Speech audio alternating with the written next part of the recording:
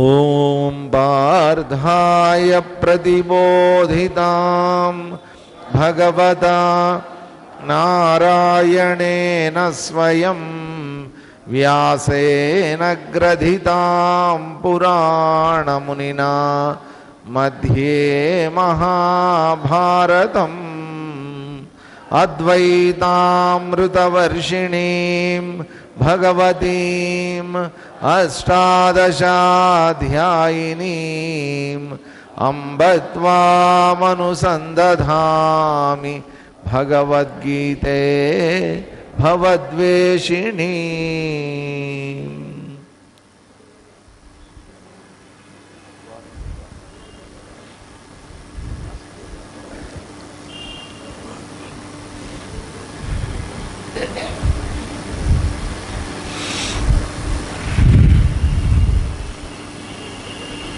Plastic cover తీసేసి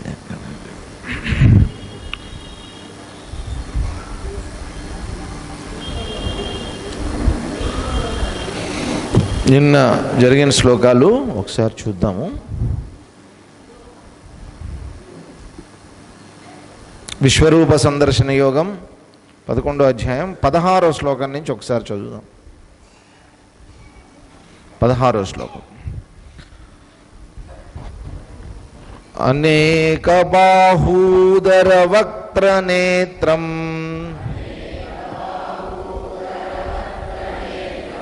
పశ్యామి త్వాం సర్వతోనంతరూపం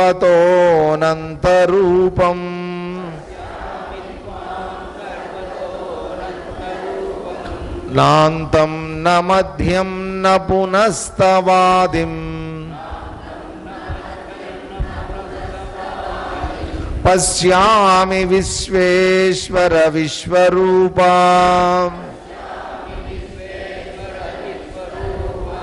కిరీటినం గదినం చక్రిణం చ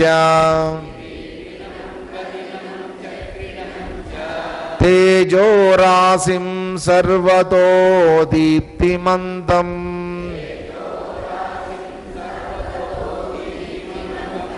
పశ్యామి త్వాం దుర్నిరీక్ష్యం సమంతాత్ దీప్తానలార్కద్యుతిమప్రమేయం త్వమక్షరం పరమం వేదితవ్యం త్వమస్య విశ్వస్య పరం నిధానం త్వమవ్యయ శాశ్వత ధర్మగోప్తా సనాతనస్త్వం పురుషో మతో మే అనాదిమధ్యాంతమనంత వీర్యం అనంతబాహుం శశిసూర్యనేత్రం పశ్యామి త్వాం దీప్తహుతాశవక్త్రం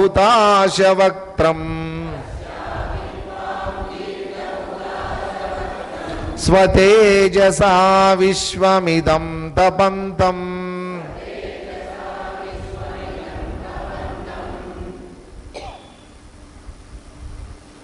ఇంతవరకే అయింది 4 శ్లోకాలు. నిన్న చెప్పినటువంటిది ఏంటంటే అనేక బాహు ఉదర వక్త్ర నేత్రం, అనేకమైనటువంటి బాహువులతోటి చేతువులతోటి అనేకమైనటువంటి, ఎందుకనంటే చూస్తున్నటువంటిది ఒకటే రూపమైనా కానీ అర్జునుడు ఆ చూస్తున్నటువంటి ఒక్క రూపంలో అనేక రూపాలు గోచరిస్తున్నాయి ఆయనకి. అందుకనే అది విశ్వం. విశ్వం అంత వ్యాపించి ఉన్నటువంటిది కాబట్టి, విశ్వం అంతటా వ్యాపించి ఉన్నది కాబట్టి విశ్వరూపం అయింది. అది మామూలుగా ఒక రూపం అంటే ఏదో మన రూపాలు మన చిన్న చిన్న సైజులు, ఇంత లావు ఎంత పొడుగునా 6 అడుగులు పొడుగు, మ్యాక్సిమం 6 అడుగులు 6.5 అడుగులు, అంతకుమించి ఎవరు ఉండరు. ఇది అట్లా కాదు, విశ్వం అంతా వ్యాపించి ఉన్నటువంటిది కాబట్టి విశ్వరూపం. అంత పెద్ద ఆకారంలో అంత పెద్ద రూపంలో రూపం అనే మాట ఎక్కడైతే వాడారో గుర్తుపెట్టుకోండి. ఎక్కడైతే రూపం ఉంటుందో నామం కూడా ఉంటుంది. నామరూపాలు అనే పదాన్ని మనం ఎప్పుడు వింటూ ఉంటాం ఆధ్యాత్మికంగా. ఎక్కడైతే రూపం ఉంటుందో దానికి ఒక పేరు కూడా ఉంటుంది, నామం ఉంటుంది. ఇక్కడ రూపం అనేటువంటిది ఏంటంటే వాస్తవంగా ఇక్కడ చూపిస్తున్నటువంటిది శ్రీకృష్ణుడు అర్జునుడికి చూపిస్తున్నటువంటిది ఒక తన యొక్క మామూలుగా మనం విశ్వరూపం అనగానే ఎలా ఆలోచించేస్తామంటే ఇంత మామూలుగా ఇంత కృష్ణుడు ఉంటే పెద్ద సైజు అయిపోయాడు అనుకుంటాం. పెద్దగా అయిపోతే అదే ఒక పెద్ద రూపం కనుకైతే మామూలుగా సినిమాల్లో అట్లా చూపిస్తూ ఉంటారు అనమాట. ఇలా పాతకాలం సినిమాల్లో అయితే ఇలా కృష్ణుడు ఇలా పెద్దగా అయిపోవటం, ఇలా అయిపోతుంటాడు, అలా చూపిస్తాం. అంతవరకే మనం ఊహించగలం, సినిమాలో అంతవరకే తీయగలరు. ఇక్కడ అట్లా కాదు. ఇది దీంట్లో ఏంటంటే వర్ణన అంతా కూడా మనం చదివితే అర్థం అవుతుంది. ఇక్కడ ఏదో ఒక శ్రీకృష్ణ పరమాత్మ కనిపించట్లేదండి. శ్రీకృష్ణ పరమాత్మ యొక్క అసలు రూపం ఏదైతే ఉందో, విశ్వరూపం ఏదైతే ఉందో ఆ విశ్వరూపాన్ని చూపిస్తున్నారు. కాబట్టి ఆ విశ్వరూపం ఎలా ఉంది? నా అంతం, నా మధ్యం, నా పునస్తం, ఆది. దానికి ఆది మధ్యాంతాలు అనేటువంటివి లేవు, ఎక్కడా కనిపించట్లేదు. అంటే ఏదో ఒకవైపు చూస్తే ఇదిగోండి ఇక్కడ మొదలండి, ఇక్కడ చివరండి, ఇది మధ్య అండి అని చెప్పచ్చు. అలాంటిది ఏదీ లేదు అక్కడ. మొత్తం అంతా ఆయనే ఉన్నాడు. ఇంక ఏది ఆది, ఏది మొదలు, ఏది అంతం ఏమీ లేనటువంటిది. విశ్వేశ్వర విశ్వరూప పశ్యామి. ఓ విశ్వేశ్వర, నీ యొక్క విశ్వరూపాన్ని నేను చూస్తూ ఉన్నాను అని చెప్పాడు. తర్వాత తేజోరాశిం సర్వతో దీప్తిమంతం. ఎలా ఉందిట ఆకారం? తేజోవంతంగా ఉందట. తేజో రాశి అన్నారు. రాశి అంటే ఏంటి అంటే ఏదైనా ఒకటే వస్తువులు ఒక 100 ఒక చోట పోసామనుకోండి, దాన్ని రాశి అంటాం మనం. కుప్పగా పోసినప్పుడు దాన్ని రాశి అంటాం. ఇక్కడ ఏంటంటే తేజో రాశి అంటున్నారు. ఆ తేజస్సు కుప్పగా పోస్తే ఎంత పెద్ద కుప్ప? విశ్వం అంత పెద్ద కుప్ప. అంత పెద్దగా పోస్తే ఎంత ఉంటుందో ఆ తేజస్సు. పశ్యామిత్వాం దుర్నిరీక్ష్యం. దుర్నిరీక్ష్యం చూడటానికి వీలు కావట్లా నాకు. నిరీక్ష్యం అంటే చూడటం. దుర్నిరీక్ష్యం చూడలేకపోతున్నా నేను, నా కంటికి ఆనట్లేదన్నమాట అసలు అది. అలాంటిది దీప్తానలార్క ద్యుతిమ ప్రమేయం త్వం అక్షరం వేదితవ్యం. ఇక్కడ మాత్రం ఒకటి మాత్రం డిక్లేర్ చేశాడు. ఆధ్యాత్మికమైనటువంటి ఇప్పటిదాకా చూసినటువంటిది ఏంటంటే శ్రీకృష్ణ పరమాత్మ యొక్క రూపాన్ని పైనుంచి గమనిస్తూ ఉన్నాడు. ఇక్కడ చెప్తున్నటువంటిది ఏమిటి? ఆయన యొక్క లక్షణం గురించి చెప్తున్నాడు. ఏమిటా లక్షణము? త్వం అక్షరం. అక్షరం, నువ్వు క్షరము కానటువంటి వాడివి. పరమం, పరమమైనటువంటి వాడి.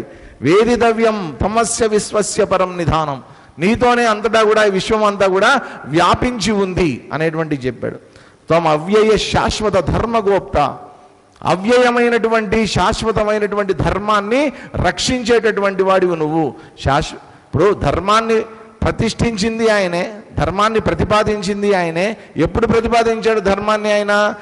ఈ విశ్వం యొక్క ఆవిర్భావం ఎప్పుడైతే జరిగిందో, ఏ పరమాత్మ నుంచి విశ్వం అనేటువంటిది వ్యాప్తి చెందిందో ఆ రోజే ఈ విశ్వం అనేటువంటిది ఎలా నడవాలి అనేటువంటిది ధర్మం రూపంలో చెప్పేశాడు ఆయన.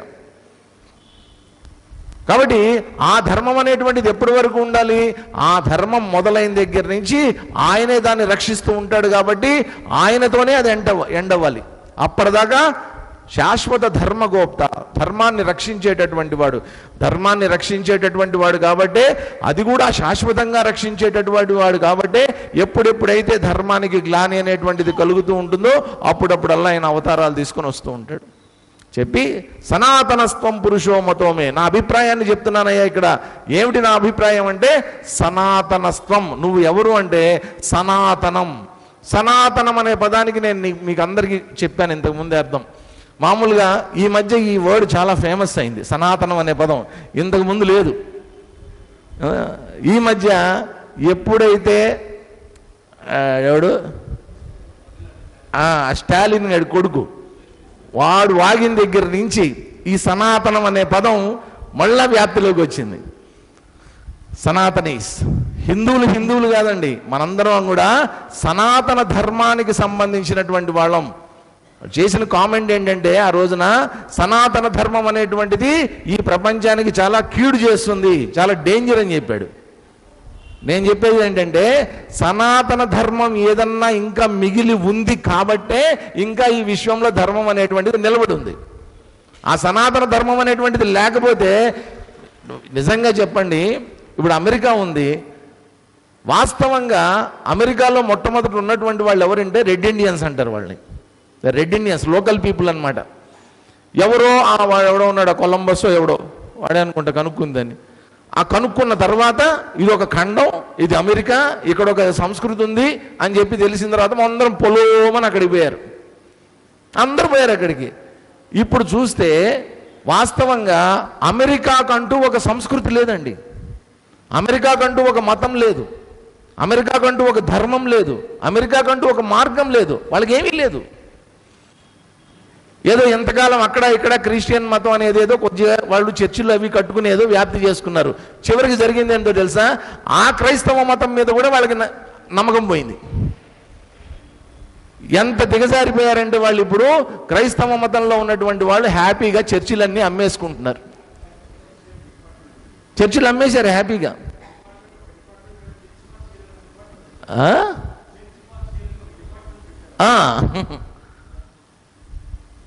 ఏం లేదు వాళ్ళకంటూ ఒక సంస్కృతి ఏమీ లేదనమాట. కానీ ఇక్కడ ఏంటంటే సనాతనం అనే పదం వాడటంలో కూడా త్వం సనాతనస్త్వం మే మతః, నువ్వు చాలా సనాతనమైనటువంటి వాడివి. సనాతనము అనే పదం యొక్క అర్థం ఏంటంటేనండి, ఎందుకు మన ధర్మం ఇప్పటికీ కూడా ఇన్ని రకాలైనటువంటి ఇన్వేషన్స్ జరిగాయి కదా. దాదాపు 400-500 సంవత్సరాలు మనని మొఘలాయులు వీళ్ళందరూ ఇస్లామిక్ రిజీమ్స్ అన్ని పాలించేయమని అంత నాశనం చేసేశారు. దేవాలయాలన్నీ నాశనం చేశారు, శివాలయాలన్నీ కూల్చి అవతల పారేశారు, వాటి మీద మసీదులు కట్టారు, అంతా చేశారు. అంత చేసిన తర్వాత మళ్ళీ బ్రిటిష్ వాళ్ళు వచ్చారు, మళ్ళా నాశనం మొదలు, మళ్ళా నాశనం చేశారు. మన సంస్కృతిని, సాంప్రదాయాల్ని, మొత్తం మన ఎడ్యుకేషన్ సిస్టమ్ని సర్వనాశనం చేసేశారు. వాళ్ళేమో మతాన్ని నాశనం చేస్తే వీళ్ళేమో ధర్మాన్ని నాశనం చేశారు. ఇంత జరిగిన తర్వాత కూడా ఇప్పటికీ సనాతన ధర్మం నిలబడి ఉంది అంటే కారణం ఆ పదంలోనే ఉంది. చూడండి, సనాతనం అనే పదంలోనే ఉంది. సనాతనం అంటే సదా నూతనం, సదా నూతనం, ఎప్పటికీ కొత్తగా, ఎప్పటికీ ఫ్రెష్గా ఉండేటటువంటిది. గతించిపోయినటువంటిదే కానీ ఇప్పటికీ ఫ్రెష్గా ఉండేటటువంటిది ఏదైతే ఉందో అది సనాతనం. ఆ సనాతనం అని ఎవరంటారు ఇక్కడ? ఓ అర్జున, ఓ కృష్ణ, ఈ సనాతనమైనటువంటి చైతన్య స్వరూపం ఏదైతే ఉందో, ఈ సనాతనమైనటువంటి విశ్వం మొత్తానికి ధర్మాన్ని ప్రతిపాదించినటువంటి ఎవరైతే ఉన్నారో ఆయన యొక్క దివ్య దర్శనం నా ముందు ఇప్పుడు కలుగుతోందయ్యా నీ రూపంలో. నాకు అంత అద్భుతమైనటువంటి దివ్య రూపం, అనాది మధ్యాంతం అనంత వీర్యం. మళ్ళా చెప్తున్నాడు, మాటి మాటికి చెప్తున్నటువంటి మాట ఏంటంటే ఆది అంతం మధ్యం అనేటువంటిది నాకు ఎక్కడా కనిపించట్లా, అంతటా ఉన్నటువంటిది ఆయనే కాబట్టి. అనంత వీర్యం, అనంత బాహుం, శశి సూర్య నేత్రం, ఈ రెండు ఎంత బాగున్నాయో చూడండి. సూర్యుడు చంద్రుడు ఈ రెండు కళ్ళుగా కలిగినటువంటి వాడు. కాదు, రెండు కూడా స్వప్రకాశకమైనటువంటివి. ఆ రెండింటినీ కూడా వెలుగుతోటి చూపిస్తున్నారు, ఇక్కడ జ్ఞానంతో చూపిస్తున్నారు. కాబట్టి అటువంటి జ్ఞానమే నేత్రాలుగా కలిగినటువంటి, సూర్య చంద్రాదులు నేత్రాలుగా కలిగినటువంటి వాళ్ళు ఎవరైతే ఉన్నారో ఆయన పశ్యామి త్వాం దీప్త హుతాశ వక్త్రం స్వతేజస. ఇది కూడా చాలా ముఖ్యమైన పదం, స్వతేజస. నిన్నెవరు వెలిగించగర్లా, నీకు నువ్వే చైతన్యవంతంగా వెలుగుతూ ఉండేటటువంటి వాడివి. వెలుగుతూ విశ్వమిదం తపంతం, ఈ విశ్వం మొత్తాన్ని కూడా తపింపజేసేటటువంటి వాడివి. అలాంటి దివ్యమంగళ విగ్రహాన్ని నేను ఇప్పుడు చూస్తున్నాను ఓ శ్రీకృష్ణ అని చెప్పి అర్జునుడు చెప్తున్నాడు. తర్వాత శ్లోకం చదువుతాం. ద్యావా పృథివ్యోరిదమంతరం హి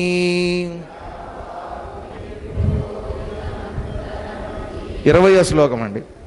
వ్యాప్తం త్వయైకేన దిశశ్చ సర్వాః దృష్ట్వాద్భుతం రూపముగ్రం తవేదం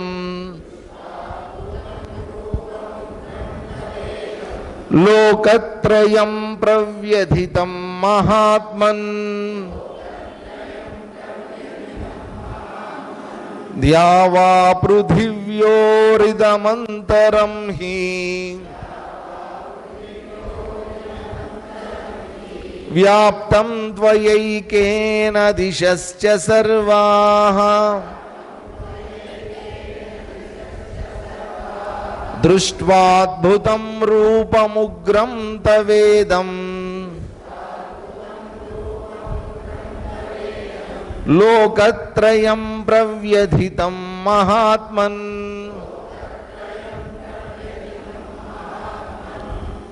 సెల్ ఫోన్స్ కాస్త సైలెంట్లో పెట్టుకోండి, మాటి మాటికి మధ్యలో లేచి వెళ్ళొద్దండి అట్లాగా. ఒకవేళ సెల్ ఫోన్స్ రెగ్యులర్గా వస్తాయనుకున్న వాళ్ళు కొంచెం వెనక పక్క కూర్చోండి, ఏం పర్వాలేదు, బయట అటు నుంచి అంటే బయటికి వెళ్ళి మాట్లాడుకోవచ్చు.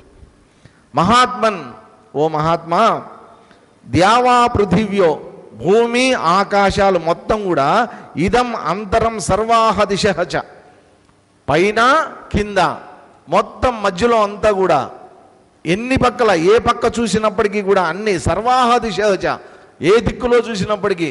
వాస్తవంగా అండి నాకు ఇప్పటికీ అర్థం కాదు ఏంటంటే, ఇప్పుడు మనం ఇది తూర్పు అండి అంటాం, ఇది పడమరండి అంటాం, ఉత్తరం అండి దక్షిణం అండి అంటాం. ఈ తూర్పు పడమర ఉత్తరం దక్షిణం ఏవైతే ఉన్నాయో దేన్ని బేస్ చేసుకుని ఉన్నటువంటి దిశలవి? దేన్ని బేస్ చేసుకుని? భూమి కదండి.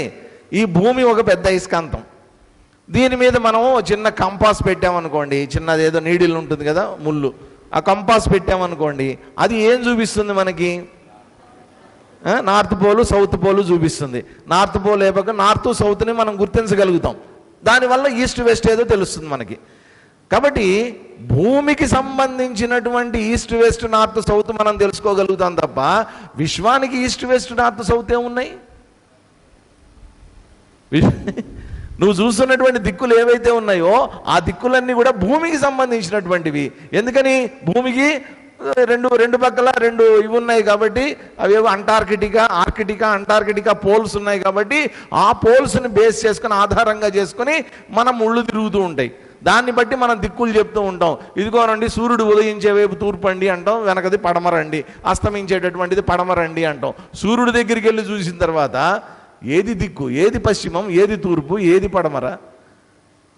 మనం పెట్టుకున్నటువంటి ఇవన్నీ కూడా అనంతమైనటువంటి చైతన్యానికి ఏ దిక్కులు లేవు. అందుకనే ఏమన్నారు? ఏ దిక్కు లేని వాడికి దేవుడే దిక్కు. ఎందుకంటే ఆయనకి ఏ దిక్కు లేదు, అన్ని దిక్కుల్లో ఉండేవాడు ఆయనే, అన్ని దిక్కుల్లో ఉండేవాడు ఆయనే కాబట్టి ఏ దిక్కు లేదా, దేవుడే దిక్కు నీకు. చక్కగా చెప్పారు. అనంతర ఖాళీ సర్వాహ దిశహచ త్వయాహి, నీతోనే వ్యాప్తం అంతా కూడా, అన్ని దిక్కులు కూడా త్వయాహి వ్యాప్తం, నీతోనే అంతా కూడా వ్యాపించి ఉన్నాయి. తవ ఇదం అద్భుతం ఉగ్రం రూపం దృష్ట్వా, నీ యొక్క అద్భుతమైనటువంటిది అని చెప్పారు.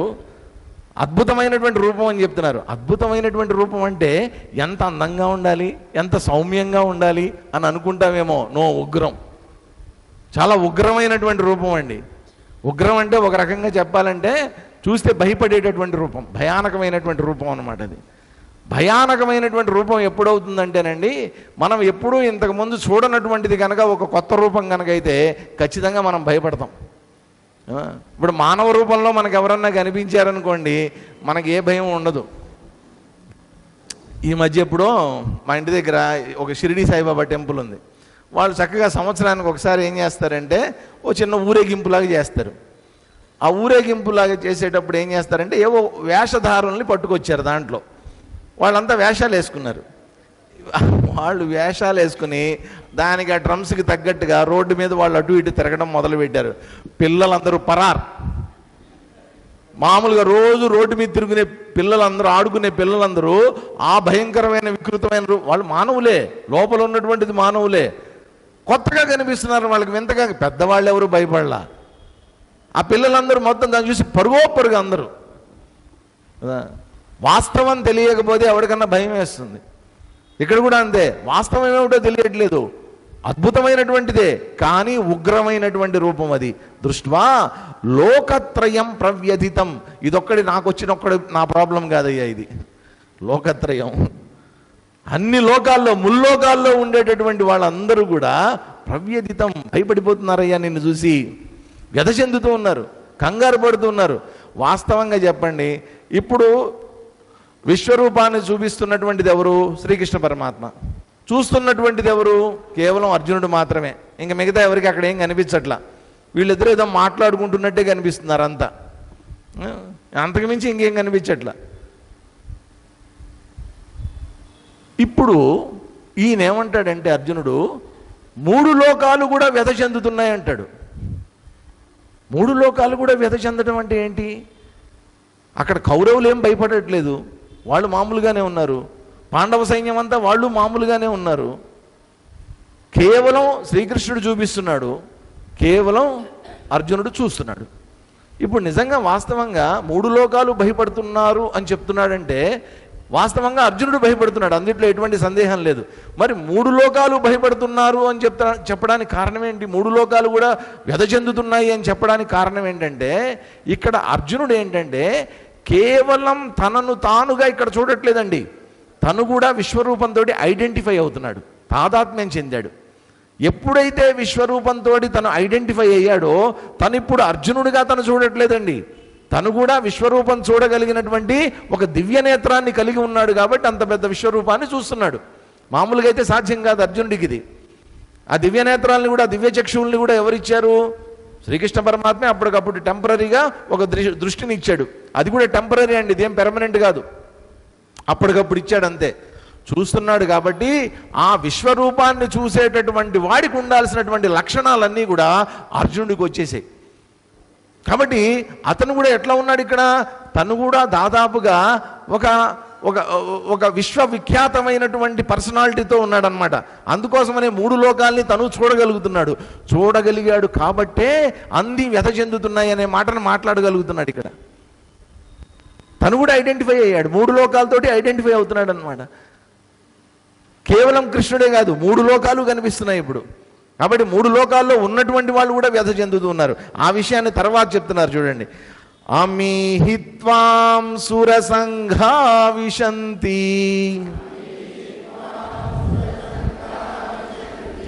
కేచిత్ భీతాః ప్రాంజలయో గృణంతి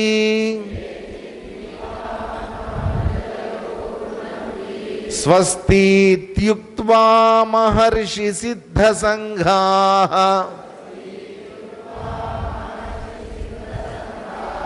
స్తువంతి త్వాం స్తుతిభిః పుష్కలాభిః. పెద్ద శ్లోకాలు ఇవన్నీ, త్రిష్టుప్ ఛందస్సు. మీకు ఏమన్నా దయచేసి చదవటంలో ఏదన్నా పదాలు కనుక ఇబ్బంది ఉంటే వెంటనే అడగండి, నన్ను అక్కడి నుంచి అడిగేసేయండి, నేను చెప్తా. కావాలంటే 2 సార్లు 3 సార్లు చెప్తా. అమీహిత్వాం సురసంఘా విశంతి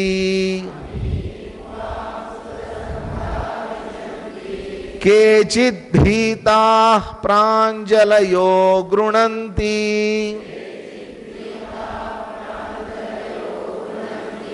స్వస్తిత్యుక్త్వా మహర్షి సిద్ధ సంఘాః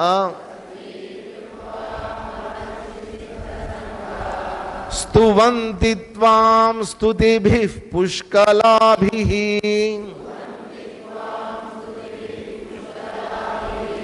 అమీ సురసంగాః త్వాం హి విశంతి. ఈ 3 లోకాల్లో ఉండేటటువంటి వాళ్ళు నిన్ను చూసి భయపడుతున్నారు. ఈ భయంలో ఏం చేస్తున్నారో చెప్తున్నాడు చూడండి. ఏం చేస్తున్నారంటే భయపడినటువంటి వాళ్ళందరూ కూడా ఈ సురసంగాః, సురులంటే ఎవరు? దేవతలు. సంఘాః అంటే సమూహాలు, సమూహాలు సమూహాలు. దేవతలు అంటే మందలు సంఘాలు. వీళ్ళందరూ పెద్ద పెద్ద యూనిట్స్. వీళ్ళందరూ కూడా త్వాం హి విశంతి. వాళ్ళందరూ దేంట్లోకి ప్రవేశిస్తున్నారు? వాళ్ళు నీ లోపలికి. త్వాం హి, నీ లోపలికి వెళ్ళిపోతున్నారు వాళ్ళందరూ. ఒకసారి ఊహించుకోండి ఎలా ఉంటుందో. ఆయనలోకి ఎలా వెళ్ళిపోతున్నారు, ఇంకా ఎలా వెళ్తున్నారో చెప్పలేదు, ఏ మార్గంలో వెళ్తున్నారో చెప్పలేదు. కానీ ఇక్కడ చెప్తోంది ఏంటంటే అందరూ ఆయనలోకి వెళ్ళిపోతున్నారు. అంటే ఏంటంటే దేవతలు సైతం ఈ సృష్టి అనేటువంటిది లయం అవ్వాల్సినటువంటి టైం వచ్చిన తర్వాత అందరూ ఎక్కడికి వెళ్ళాలి? మానవులైనా దేవతలైనా రాక్షసులైనా ఎవరైనా సరే మొత్తం అందరూ ఆయనలోకి వెళ్ళిపోవాల్సిందే. కారణం ఏంటి? ఆయనలోంచి వచ్చాం కాబట్టి. ఈ విశ్వం అంతా ఆయనలోకి వెళ్ళిపోవాల్సిందే. అవన్నీ ఇక్కడ ఏంటంటే ఒక్కొక్కటి విడదీసి చెప్తున్నారు అంతే. ఇక్కడ ఏమన్నారు? కేచిత్ భీతాః ప్రాంజలయః గృణంతి. అలా వెళ్తూ ఉన్నటువంటి వాళ్ళల్లో కొంతమంది ఏం చేస్తున్నారట? కేచిత్, కొంతమంది భీతాః, భయపడిపోయి నీకు నమస్కారాలు చేస్తున్నారు. ప్రాంజలయః, అంజలి ఘటిస్తున్నారట నీకు. 2 చేతులు నమస్కరించి ఈ విధంగా చేతులు 2 జోడించి ఏం చెయ్యలేనటువంటి నిస్సహాయ స్థితిలో నమస్కారాలు పెడుతున్నారయ్యా, నిన్ను స్తుతిస్తున్నారు వాళ్ళందరూ కూడా. ఇంకా ఏం జరుగుతుందట? మహర్షి సిద్ధ సంఘాః, మహర్షులైనటువంటి వాళ్ళు, సిద్ధులైనటువంటి వాళ్ళు, ఈ మహర్షి సిద్ధ చారణ యక్ష గంధర్వ కిన్నెర కింపురుష వీళ్ళందరూ ఉంటారు. రకరకాలైనటువంటి గణాలు అన్నమాట వీళ్ళందరూ. కొంతమంది స్థూల శరీరంతో ఉండేటటువంటి వాళ్ళు ఉంటారు, కొంతమంది దేవతా శరీరాలతో ఉండేటటువంటి వాళ్ళు ఉంటారు, కొంతమంది రాక్షస శరీరాలతో ఉండేటటువంటి వాళ్ళు ఉంటారు, కొంతమంది అవ్యక్త శరీరాలతో ఉండేటటువంటి వాళ్ళు ఉంటారు. వాళ్ళకి శరీరాలే ఉండవు, సూక్ష్మమైనటువంటి శరీరాలతో తిరుగుతూ ఉంటారు వాళ్ళంతా. ఇలా రకరకాలైనటువంటి వాళ్ళు సిద్ధచారణులు వీళ్ళందరూ రకరకాల మంది ఉన్నారనమాట. ఇక్కడ మహర్షి సిద్ధ సంగాహ, ముందేమన్నారు? సుర సంగాహ, దేవతలు అన్నారు. ఇక్కడికి వచ్చేసరికి మహర్షులు సిద్ధులైనటువంటి వాళ్ళు, వాళ్ళందరూ సమూహాలందరూ కూడా స్వస్తి స్వస్తి ఇది ఉక్త్వా, వాళ్ళందరూ ఏమంటున్నారట? స్వస్తి స్వస్తి, నీకు స్వస్తి కలుగుగాక, నీకు స్వస్తి కలుగుగాక. మనం ఏమంటాం? మనకి స్వస్తి స్వస్తి అంటాం, ఇదంతా జై అంటాం. జై బోలో గణేష్ మహారాజ్కి. ఇదే ఈ మధ్య ఇది పెడుతుంటారు చూసారా, గణేష్ ఉత్సవాలు ఇవన్నీ. వాళ్ళకి పాపం ఏం చెప్పాలో అర్థం కాదు, ఏమీ తెలియదు పాపం వాళ్ళకి. వాళ్ళకి తెలిసిందల్లా ఒకటే, ఏమన్నా అంటే మన స్లోగన్ చెప్తే చివరిలో జై అంటారు అనమాట. అదొకటే తెలుసు, ఇంకేం తెలియదు. నిజం చెప్తున్నా. ఇదేది నిమజ్జనానికి దానికి తీసుకెళ్తారు కదా, ఊరినే డీజేలు పెట్టి పాటలు పెట్టి దాని ముందు డ్యాన్స్లు వేసి ఎగురుతారు. మధ్య మధ్యలో పాపం వాళ్ళకి ఏం చేయాలో తెలియదు, ఏదో ఒకటి చేయాలి, గణపతి పేరు తెలుసుకోవాలి కదా, గణేష్ మహారాజ్కి జై అన్నారు, అంతే. అదొక్కటే తెలుసు వాళ్ళకి. ఇక్కడ వీళ్ళందరూ ఎవరయ్యా? దేవతలు, మునులు, మహర్షులు, సురసిద్ధ సంగాహ. వీళ్ళకి తెలిసినటువంటిది ఏంటి? వాళ్ళకి సంస్కృతం తెలుసు, వేదాలు తెలుసు, శాస్త్రాలు తెలుసు. వాళ్ళందరూ ఇలా ఊరినే జై అంటారా? స్తువంతి, నిన్ను స్తుతిస్తూ ఉంటారు వాళ్ళందరూ. వాళ్ళకి తెలిసినటువంటి